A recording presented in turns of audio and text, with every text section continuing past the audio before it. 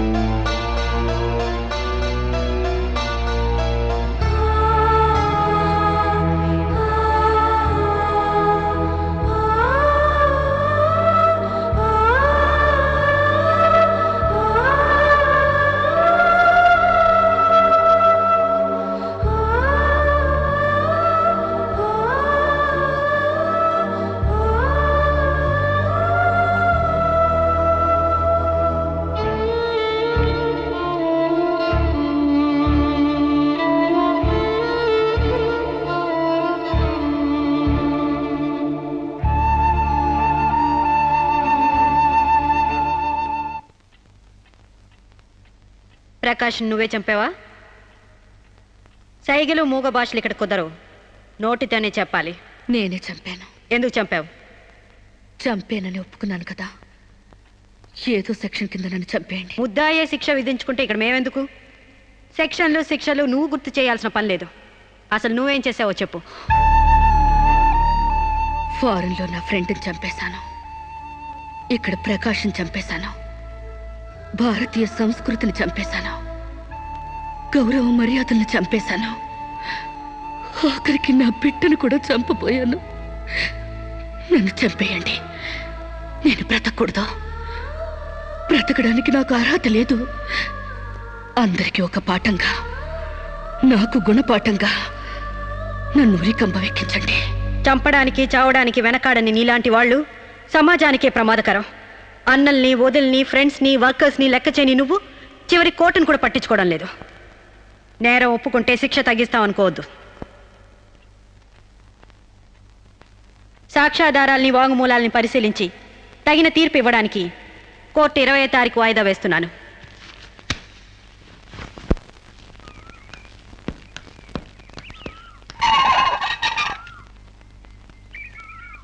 నేను జడ్జ్మెంట్ వాయిదా వేస్తున్నట్టు మీరు జర్నీని అర్జెంట్ చేస్తున్నారా?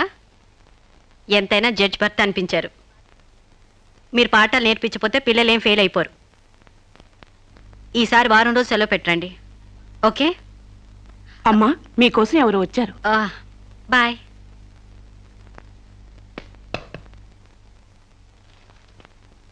నమస్కారం అండి, నా పేరు సాంబశివరావు అండి. నువ్వు శిరీష తాలూకు మనిషివి కదూ? అవునండి. సారీ, నేను ఇంట్లో కోర్టు విషయాలు మాట్లాడను. నేను అందుకు రాలేదండి, కొన్ని సొంత విషయాలు మాట్లాడుకుందామని. సొంత విషయాలా? హాయ్, కొంచెం పర్సనల్ అండి. చెప్పండి. అది మన ఇద్దరి మధ్య ఉండాల్సిన పర్సనల్ అండి. మీరు కాసేపు బయట ఉండండి.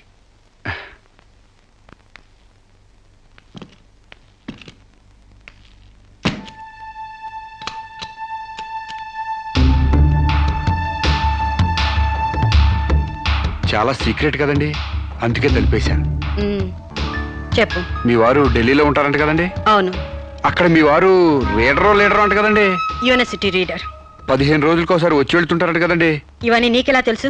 కావాల్సిన వాళ్ళ గురించి ఆ మాత్రం తెలుసుకోలేమంటండి. అమావాస్యకోసారి వచ్చే మీ ఆయన కోసం మీ అందాన్ని అడవి కాసిన వెళ్ళి చేసుకుంటారా?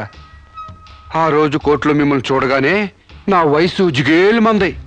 మీ ఆయన ఉండరని తెలిసి నా మనసు జాలి పడింది.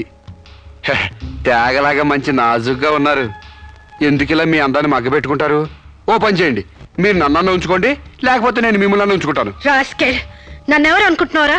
రంబను తలదన్నే మేనకే మీ కాలు మొక్కి అందగత్యం అనుకుంటున్నాను. మిస్టర్ సాంబశివరావు, ఆయ్, పండించేది వరి, పుట్టింది ఈస్ట్ గోదావరి.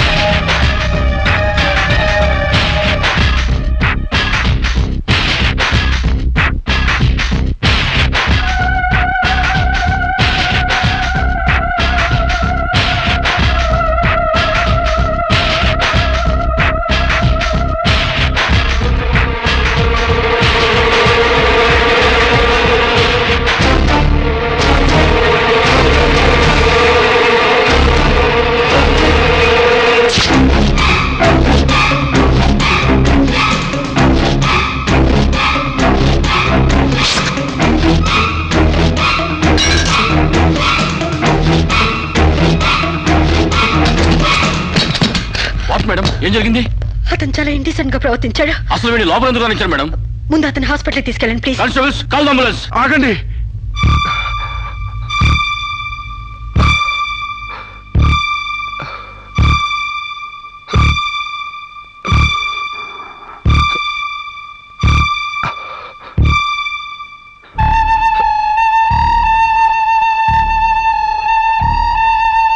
భయపడకండి అమ్మా, మీరు నాకు తల్లి లాంటి వారు.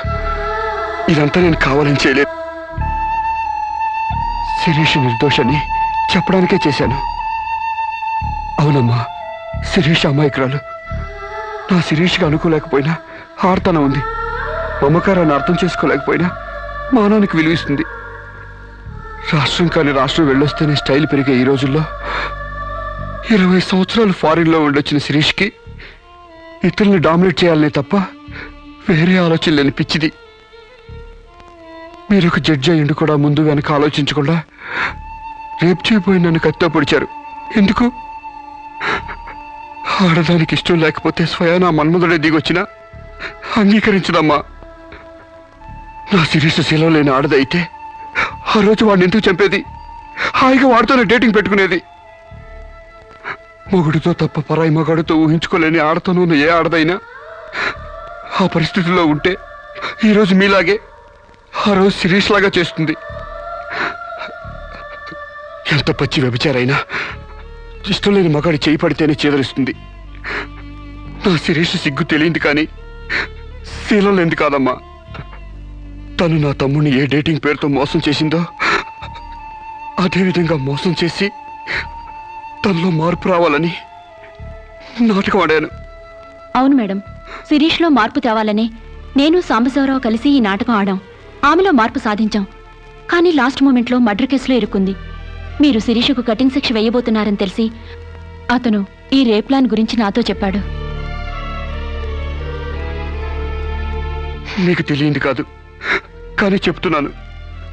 రేపుకు ఉరిశిక్ష వేయాలని చట్టాల మార్పు కోసం ప్రయత్నాలు జరుగుతున్న ఈ రోజుల్లో రేపిస్ట్ని చంపటం కనీసం చిన్న నేరం కూడా కాదని నా నమ్మకం. దయచేసి నా శిరీష్ని కాపాడండి. నా శిరీష్ని కాపాడు.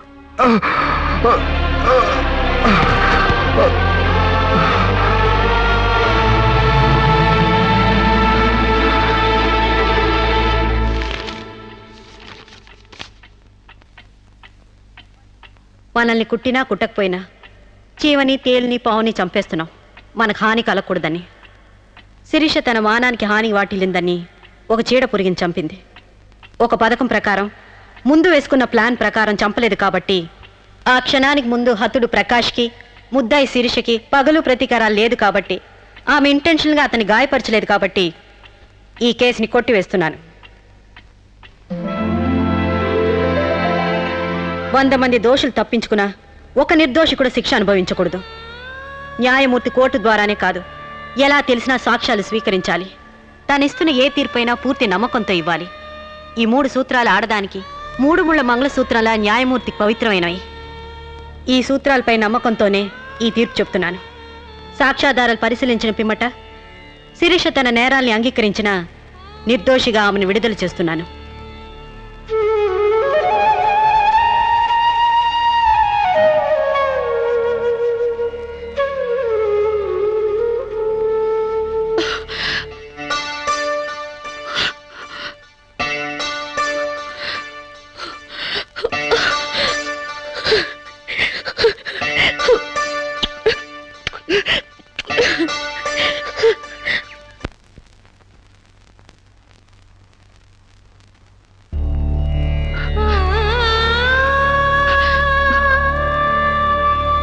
మన సాంప్రదాయాల సంస్కృతుల వాల్యూ తెలుసుకున్నాను. నేను మారిపోయానండి. నన్ను క్షమించండి ప్లీజ్. ఇంతకాలం మేం ప్రయత్నించింది నీలో ఈ మార్పు కోసమే కాని నీ చావు కోసం కాదమ్మా. నువ్వు చిన్నప్పటి నుంచి విదేశాల్లో పెరిగావు కాబట్టి అక్కడ యువతీ యువకుల్లో ఉన్న డేటింగ్ అనే పద్ధతిని ఇక్కడ కూడా అవలంబించాలని చూశావు. కానీ ఈ పవిత్ర భారతదేశంలో వివిధ రకాల మతాలు, కులాలు, భాషలు ఉన్నా ఒక్కొక్క దానికి ఒక్కొక్క రకం కట్టుబాట్లున్నాయి. ఆ కట్టుబాట్లకు అనుగుణంగా మసులుకోబట్టే మేమందరం ఎంతో ఆనందంగా కలిసిమెలిసి బ్రతుకుతున్నాం. కానీ వాటిని నువ్వు అగౌరవపరిచావు, హేళన చేశావు. ఈ దేశాన్ని, ఈ మనుషుల్ని అర్థం చేసుకోలేకపోయావు. అటువంటి నీకు మన గొప్పతనం చెప్పాలని, నీలోని మంచి మనిషిని బయటకు తీసుకురావాలని మేము ఈ నాటకం ఆడాం. మా నమ్మకం వమ్ము కాలేదు. భారతీయ సంస్కృతి సాంప్రదాయం గల అమ్మాయే మా ఇంటి కోడలుగా రావాలనుకున్నావు. అలాగే నువ్వు మా ఇంటి కోడలు అవుతున్నావు. నిజంగానా?